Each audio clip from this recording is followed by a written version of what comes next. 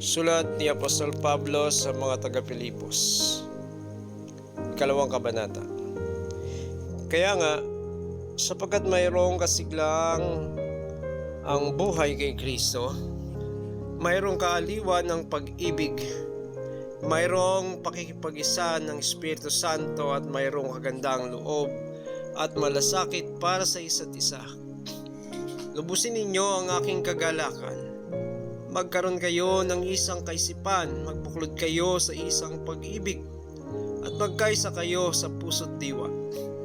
Huwag kayong gumawa ng anuman dahil sa paghahangad ninyong maging tanyag, sa halip bilang tanda ng pagpapakumbaba, ituring ninyo ang higit ng iba kaysa inyong mga sarili. Pagmalasakitan ninyo ang kapakanan ng iba, at hindi lamang ang sa inyong sarili. Naway magkaroon kayo ng kaisipang na tulad ng kay Kristo Jesus. Kahit siya'y likas at tunay na Diyos, hindi niya ipinagpilitang manatiling kapantay ng Diyos. Sa halip, kusa niyang hinubad ang pagiging kapantay ng Diyos at naging katulad ng isang alipin. Ipinanganak siyang tulad ng mga karaniwang tao, at nang si Kristo ay maging tao, nagpakumbaba siya at naging masunurin hanggang kamatayan, maging ito man ay kamatayan sa krus. At dahil dito siya ay lubusang itinaas ng Diyos at ibinigay sa kanya ang pangalang higit sa lahat ng pangalan. Sa gayon, sa pangalan ni Jesus ay luluhod at magpupuri ang lahat ng nasa langit, nasa lupa, at nasa ilalim ng lupa. At para sa kaluluwalhati ng Diyos Ama, ang lahat ay magpapahayag na sa Jesucristo ang Panginoon. Kaya nga, mga minamahal, tulad ng inyong buong pusong pagsunod noong ako'y kasama pa ninyo, lalo kayong maging masunurin ngayong ako'y malayo sa inyo.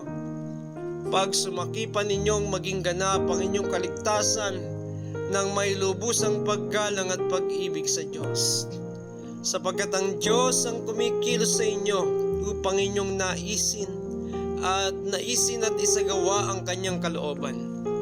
Gawin ninyo ang lahat ng bagay ng walang pagtutol at pagtatalo, upang kayo maging mga ulirang anak ng Diyos, matuwid at walang kapintasan sa gitna ng mga taong mapandindang at mga masasama.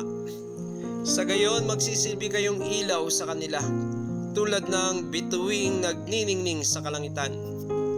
Habang ibinabalita ninyo sa kanila ang mensahe na nagbibigay buhay, sa gayon sa araw ng pagdating ni Kristo, ay may pagmamalaki kong hindi nawala ng kabuluhan ng aking pagpapagal sa inyo. Kung ang buhay ko may maging handog para sa inyong paglilingkod at pananampalataya sa Diyos, ako'y natutuwa at ang puso ko'y nakikigalak sa inyo.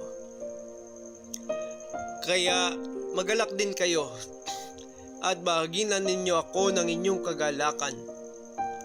Umaasa ako sa Panginoong Hesus na mapapapunta ko agad riyan si Timoteo upang mapanatag ang aking loob kapag aking malaman mula sa kanya ang inyong kalagayan. Wala nang higit sa kanya sa pakikisa sa aking damdamin at pagmamalasakit para sa inyong kapakanan. Ang inaatupag lamang ng iba ay ang sarili nilang kapakanan at hindi ang kay Jesucristo. Kayo na rin ang nakakaalam sa katapatan ni Timoteo. Kasama ko siya sa pangaral ng magandang balita. Tinulungan niya ako tulad ng pagtulong ng isang anak sa kanyang ama. Kaya binabalak kong papuntahin siya riyan pagkatapos kong matiyak ang magiging kalagayan ko rito. Subalit ako'y umaasa sa tulong ng Panginoon na ako rin ay makakapunta riyan sa lalong madaling panahon.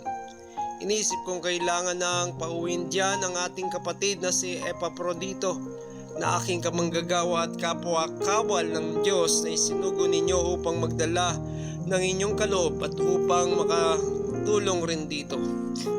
Sabik na siya sa inyong lahat. Nag-aalala siya dahil sa nabalitaan ninyong nagkasakit siya. Tunay ngang siya'y nagkasakit at muntik ng mamatay. Subalit kinakabagan siya ng Diyos at hindi lamang siya kundi pati ako, upang huwag nang madagdagan pa ang aking kalungkutan.